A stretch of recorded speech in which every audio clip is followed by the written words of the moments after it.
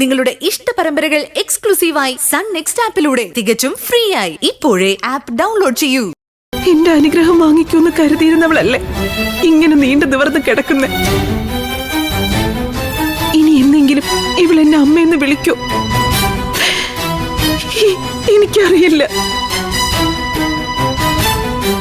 ദേവികയുടെ അന്ന് ഞാൻ ആവുന്നതും ചോദിച്ചതല്ലേ നിത്യ എവിടേക്കാ പോയതെന്ന്, ദേവിക എവിടേക്കാ പോകുന്നതെന്ന്. ഒന്നും മിണ്ടാതെ പോയി. അമ്മേ, അപ്പൊ അതിനുള്ള സമയം ഇല്ലായിരുന്നു അമ്മേ. ദേവികയ്ക്ക് സിദ്ധാർത്ഥനെ വിളിച്ച കാര്യം പറയാൻ സമയം ഉണ്ടായിരുന്നല്ലോ. ഞാനിപ്പോ എന്ത് പറഞ്ഞാലും നിങ്ങൾ ആരും എന്നെ വിശ്വസിക്കില്ല എന്ന് എനിക്കറിയാം. നിത്യക്ക് എല്ലാ സത്യങ്ങളും അറിയാം. ഇതെല്ലാം കേട്ടോണ്ടാണല്ലോ നിത്യ കിടക്കുന്നത്.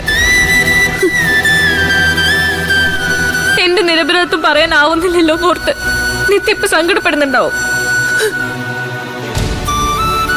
അമ്മ, ശരത്തിന്റെ പിന്നാലെ നിത്യ പോയതിന് വ്യക്തമായ കാരണമുണ്ട്. ശരത് യഥാർത്ഥത്തിൽ ആരാണെന്ന് അറിഞ്ഞിട്ട് അത് ചോദിക്കാൻ വേണ്ടിട്ടാ നിത്യ പോയത്.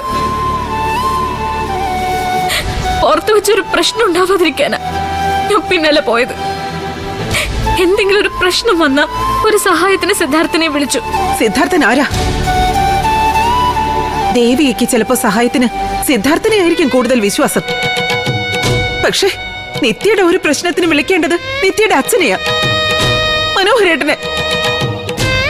എല്ലാ കാര്യത്തിനും അച്ഛ അച്ഛ എന്ന് വിളിച്ചോണ്ട് നിൽക്കുന്ന ദേവിക ഈ കാര്യത്തിന് മാത്രം എന്താ വിളിക്കാതിരുന്നേ? അവസാനം നിങ്ങൾ കാണുന്നത് പരിക്കേറ്റ് കിടക്കുന്ന നിത്യ.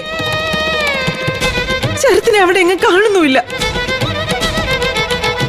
ശരത്ത് പറഞ്ഞത് മറ്റൊരു കഥ. നിങ്ങൾ രണ്ടും ചേർന്ന് നിത്യ ആക്രമിച്ചെന്ന്.